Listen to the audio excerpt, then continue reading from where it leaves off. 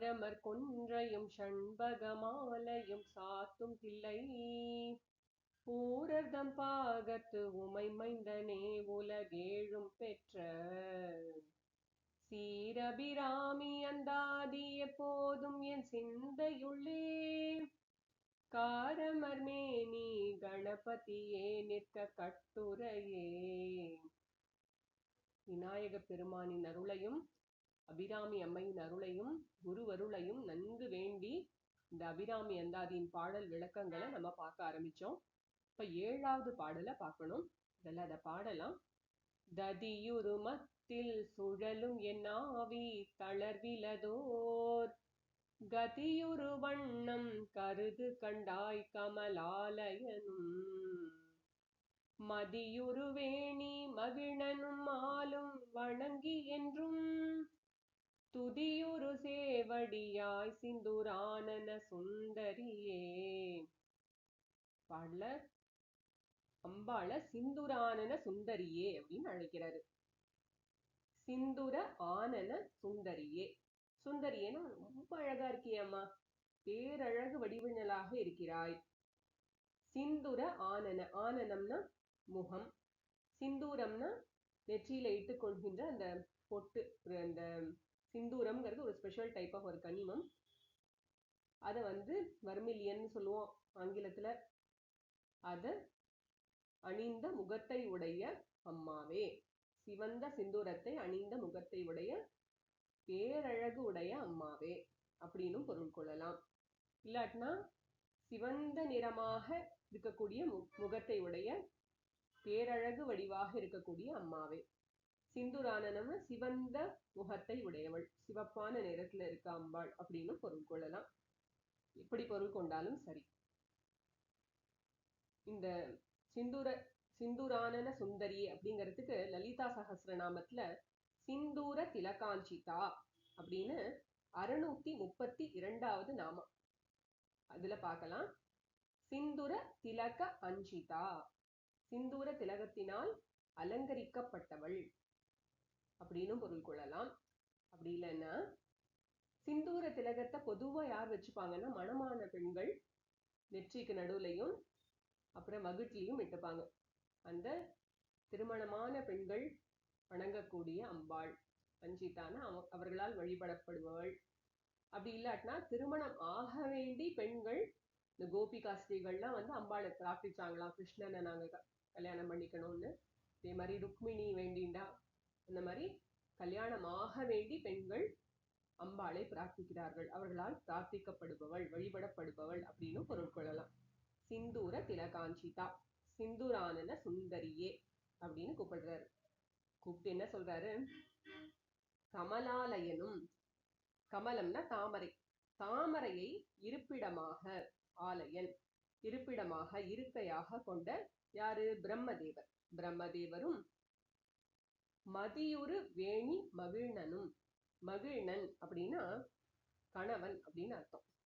மகிழ்ச்சியில் திளைத்திருப்பவன், மகிழ்ச்சியை தருபவன், எப்படி பொருள் கொண்டாலும் சரி.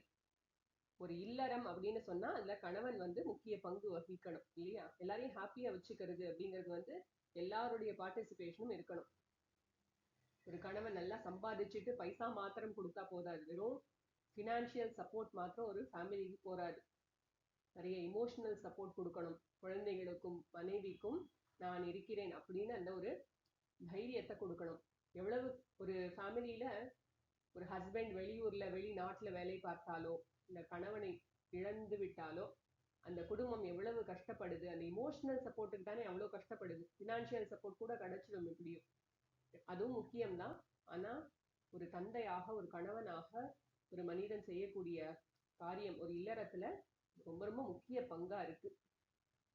ஸோ மகிழ்னன்னா எல்லாரையும் ஹாப்பியா வச்சுக்கிறவன், முக்கியமா கணவன் மனைவிக்கு இன்பத்தை அளிப்பவன். மகிழ்னன் மகிழ்ச்சியில் திளைப்பவன். மதியுரு வேணி, மதினா சந்திரன், உருனா அங்கு அமைக்கப்பெற்ற அப்படின்னு கொள்ளலாம். அந்த தலையில சந்திரனை சூடி இருக்கின்ற, வேணினா முடின்னு அர்த்தம்.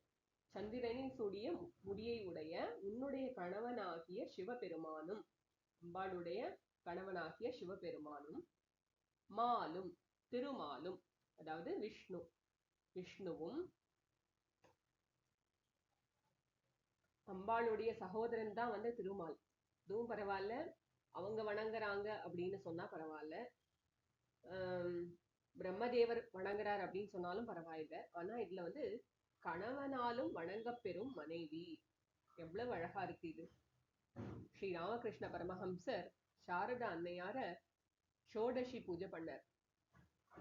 அம்பாளா நினைச்சு எல்லா உபச்சாரங்களும் செய்து அவளை அந்த ஆசனத்தில் அமர வைத்து அம்பாளாவே பாவிச்சு பூஜை பண்ணினார். இவ்வளோ பெரிய மனோபாவனை இது. ஒரு கணவன் மனைவியை துதிப்பது அப்படிங்கிறது பெரிய விஷயம். வீட்டில் இருக்கக்கூடிய ஒரு பெண் அப்படிங்கிறவோ திருமகள், அந்த வீட்டோட லக்ஷ்மி தேவி, இந்த வீட்டோடைய அன்னபூரணி, அந்த பாவத்தோட தான் அவளை பார்க்கணும். அதனால she deserves all respect in the family. கணவனாகிய சிவபெருமானாலும் வணங்கி, இவங்க 3 பேரும் வணங்குறாங்க அம்பாளை. அதுவும் என்ன, காலையில வணங்கிட்டு சாயந்தரம் அப்படி இல்லை, என்றும் எப்பொழுதுமே வணங்கி கொண்டிருக்கிறார்கள். துதியுறு சேவடியாய், அது மட்டும் இல்ல, வணங்கிட்டு விடல. துதினா ஸ்தோத்திரங்கள், நிறைய ஸ்தோத்திரங்கள் பாடுறாங்க. இந்த லலிதா சஹஸ்ரநாமத்துடைய பூர்வ பாகத்துல வருது. லலிதா சஹஸ்ரநாமம்ங்கிறது பிரம்மாண்ட புராணத்துல தான் இருக்கு இல்லையா? அதுல சொல்றாங்க அம்பாள் வந்து எல்லாரும், அவங்க ஃபர்ஸ்ட் வாட்டி வாக்தேவிகள் வந்து இந்த லலிதா சஹஸ்ரநாமத்தை சபையில சொல்லும் பொழுது அம்பாள் சொல்றா, எல்லாரும் இதை நல்லா பாராயணம் செய்யட்டும், இந்த லலிதா சஹஸ்ரநாமத்தை நல்லா பாராயணம் செய்யறவங்க எல்லாருக்கும் எல்லா நலன்களும் கிடைக்கும் அப்படின்னு அம்பாள் சொல்றா. அப்புறமா அதுல வரி இருக்கு, சிவபெருமான், பிரம்மர், பிரம்மதேவர், விஷ்ணு எல்லாரும் இந்த லலிதா சஹஸ்ரநாமத்தை பாராயணம் செய்து வருகிறார்கள், அம்பாளை துதித்து கொண்டிருக்கிறார்கள் அப்படின்னு, ஸ்தோத்திரங்கள் செய்கிறார்கள் அப்படின்னு வரி இருக்கு. துதியுறு சேவடியாய், துதியுறுனா ஸ்தோத்திரங்கள்லாம் நிறைய செஞ்சு அதனால பாடி, சேவடியாய் சிவந்த செம்மையான சிறந்த திருவடிகளை உடைய சிந்துரானன சுந்தரியே, அம்மாவே. வரைக்கும் அம்மாவை கூப்பிட்டாச்சு. என்ன சொல்றாரு, ததியுறு, ததினா தயிர். தயிர்ல கடையறதுக்காக மத்த உள்ள போட்டு வச்சிருக்காங்க. கையாலேயோ சரி, இல்லாட்டினா ஒரு சைடு ஒரு கயிறை விட்டு இன்னொரு சைடால அந்த கயிறை பிடிச்சிட்டு இருப்பாங்க. இந்த காலத்துல எல்லாம் பார்த்திருக்கலாம், யசோதா அம்மா வந்து எப்படி தயிர் கடைஞ்சிட்டு இருந்தாங்க அப்படின்னு. கிருஷ்ணர் போட்டோ நிறைய இதுல நம்ம பார்த்திருப்போம். அதை கடையும் பொழுது அந்த மத்து இந்த பக்கமும் அந்த பக்கமும் இந்த பக்கமும் அந்த பக்கமும் மாறி மாறி சுழலும். அது போல என்னுடைய வினைகள், நல்வினை தீவினை எல்லாம் சேர்ந்து என்னுடைய உயிர் வந்து இந்த மாதிரி கடைய பெறுது. ஒரு சமயம் பார்த்தா ஒரு பக்கம் வரும்போது நல்வினை புண்ணியத்தினுடைய பலனாகி இன்பம் வருது. ஆஹா, ரொம்ப நல்லா இருக்கு இந்த வாழ்க்கை, எவ்வளவு நல்ல இனிமையான வாழ்க்கையா இருக்குன்னு. உடனே அடுத்தது என்னுடைய தீவினை என்னை வாட்டுகிறது. ஏதோ ஒரு கஷ்டம் வரும்போது, ஐயோ என்ன இப்படி இருக்கு இந்த வாழ்க்கை, என்னால இதுல இருந்து விட்டு போயிடலாம் போல இருக்கே அப்படின்ட்டு நான் ரொம்ப தளர்ந்து போயிடுறேன். ரொம்ப குதிக்கிறேன், இல்லாட்டினா ரொம்ப தளர்ந்து போயிடுறேன். இந்த நல்வினை தீவினை ரெண்டும் சேர்ந்து என்னுடைய உயிரை கடைந்து எடுக்கின்றது. மத்தில் சுழலும் என் ஆவி. ததியுறுனா தயிர்ல கடையறதுக்காக மத்த விட்டுருக்காங்க. இந்த மத்தில் சுழலும் மத்தை போல என்னுடைய ஆவி என்ன ஆகுது, நல்வினை தீவினை இந்த பிறவியிலேயே நான் ரொம்ப கடைய பெறேன். அது மட்டும் அல்லாமல் வேற வேற பிறவிகள் என்னுடைய நல்வினையும் தீவினையும் சேர்ந்து மனித பிறவியா போடுறேன். அதுக்கப்புறம் பார்த்தா புல்லா பிறக்கிறேன், அதுக்கப்புறம் பூவா செடியா பிறக்கிறேன், தாவரமா பிறக்கிறேன், அப்புறம் பசுமாடா பிறக்கிறேன், அப்புறம் ஆடா பிறக்கிறேன், நாயா பிறக்கிறேன், என்னெல்லாமோ பிறவிகள். கொசுவா பிறக்கிறேன், எறும்பா பிறக்கிறேன், என்னெல்லாமோ பிறவிகள் என்னுடைய நல்வினையும் தீவினையும் சேர்ந்து என்னை வாட்டி வதைக்கிறது. எல்லாம் நடக்குதா? அதனால என்ன ஆயிடுது, தளர்விலதோர் கதியுறு. அம்மா அதனால நீ என்ன பண்ணணும்னா, தளர்வில்லாத, அதாவது நான் இதெல்லாம் பார்த்து மயங்கிடக்கூடாது. இன்பம் வரும்போது ஆஹா இன்னும் பல பிறவிகள் இந்த உலகத்துல வாழலாமே அப்படின்னு மயங்கி போயிடக்கூடாது. அதே சமயம் துன்பம் வரும்போது நான் துவண்டு விடக்கூடாது. அப்படி இல்லாம தளர்வு வராமல் மயங்காத ஓர் கதியுறு, ஒரு கதியை, அதாவது மோட்சத்தை, இந்த பிறவியிலேயே வந்து இன்ப துன்பம் என்னை தாக்கும் பொழுது நான் தளர்வில்லாமல் இருக்க வேண்டும். அதற்கு நீதான் எனக்கு துணை புரியணும். இன்பம் வந்தா நான் குதிக்க கூடாது, துன்பம் வந்தா நான் தோழக்கூடாது. அதுக்கு நீதான் என் கூட துணையா இருக்கணும். அது மட்டுமல்ல, பல பிறவிகள் நான் எடுக்காத வண்ணம், அப்படியும் பொருள் கொள்ளலாம். பல பிறவிகள் நான் எடுக்காத வண்ணம் எனக்கு நீ மோட்சத்தை தர வேண்டும். பிறவா பெருநிலையை ஒப்பற்ற வீடு பேற்றை எனக்கு கொடுக்க வேண்டும். எனக்கு ஞானத்தை வழங்கி மோட்சத்தை நீ அளிக்க வேண்டும் அப்படின்னு வேண்டாரு. வண்ணம் அப்படின்னா அவ்வாறு நான் தளர்வில்லாத ஓர் கதியை நான் அடையும் வண்ணம், மோட்சத்தை நான் அடையும் வண்ணம் கருது கண்டாய், அருள் புரிவாய்.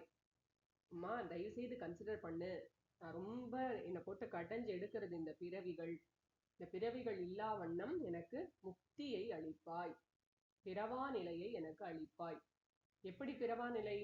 எனக்கு ஞானத்தை வழங்கி இப்பொழுதே இந்த பிறவியிலேயே நான் அமைதியான ஆனந்தத்துடன் வாழுமாறு என்னை செய்வாய் அப்படின்னு சொல்லிட்டு அம்பாள் கிட்ட விண்ணப்பத்தை வைக்கிறாரு அபிராமி பட்டர். அதோட சேர்ந்து நாமும் நம்முடைய பிரார்த்தனையை அம்பாளின் திருவடிகளில் வைக்கிறோம். இன்னொரு முறை இதை பாடலாம். ததியுருமத்தில் சுழலும் என் ஆவி தளர்விலதோர் கதியுரு வண்ணம் கருது கண்டாய் கமலாலயனும் மதியுரு வேணி மகிழ்னனும் ஆளும் வணங்கி என்றும் துதியுரு சேவடியாய் சிந்துரானன சுந்தரியே. सर्वं श्री जगदम्बार्पणमस्तु।